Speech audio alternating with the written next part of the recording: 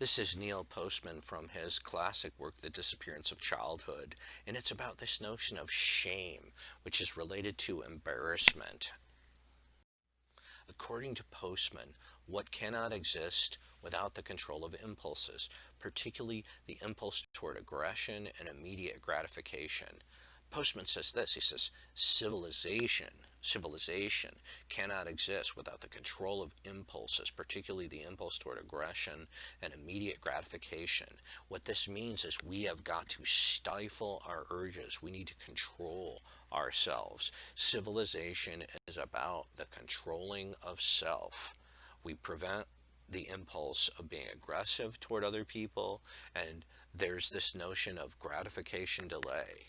Right? We can't always have immediately what we want.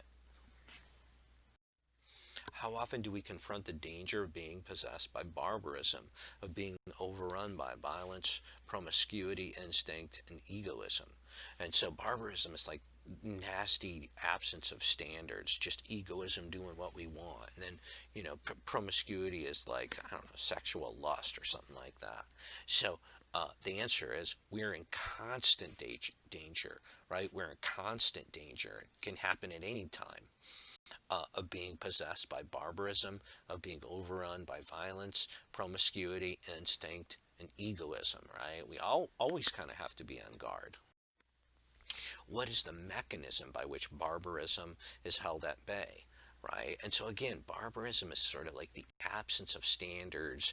It's a kind of radical egoism that suggests that, kind of like this childish immediacy which lacks control over the self. That's barbarism, right?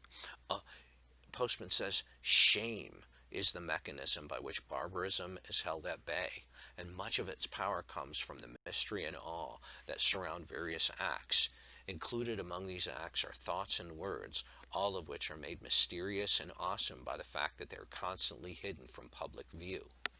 Right? So shame has to do, what Postman is talking about is like in the inculcation or the upbringing of the child, he or she learns what is shameful, what acts are appropriate to do, and what acts bring scorn and criticism from one's parents, right? And a lot of it has to do with this notion of what he's going to talk about in the next slide or two, the mystery of secrets.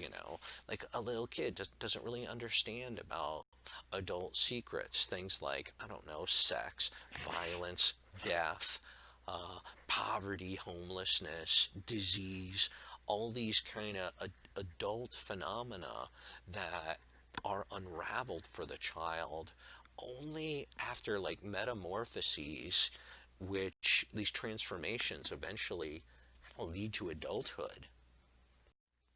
What are children immersed in? A world of surrounded by what?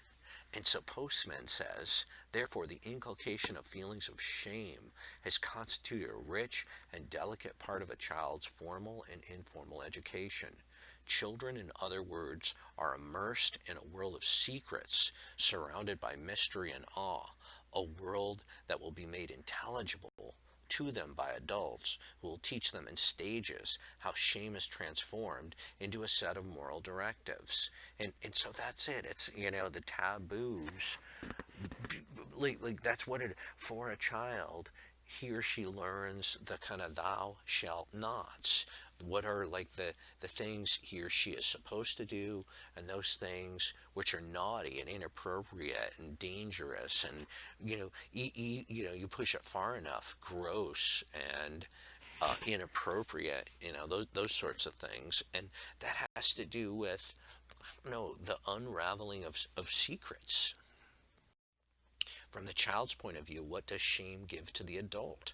From the child's point of view, shame gives power and authority to adulthood. For adults know, whereas children do not, what words are shameful to use, what subjects are shameful to discuss, what acts are deemed necessary to privatize.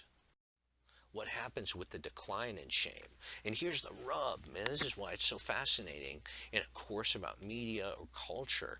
He says, with a gradual with a gradual decline of shame, there is, of course, a corresponding diminution or lessening in the significance of manners. And so, like, manners are, in a way, the outward explication or articulation of our willingness to be self restrained. Postman says this as blank is the psychological mechanism that overcomes impulse, blank are the exterior social expression of the same conquest. And here's the answer. He says, as shame is the psychological mechanism that overcomes impulse, manners are the exterior social expression of the same conquest. So that is so interesting.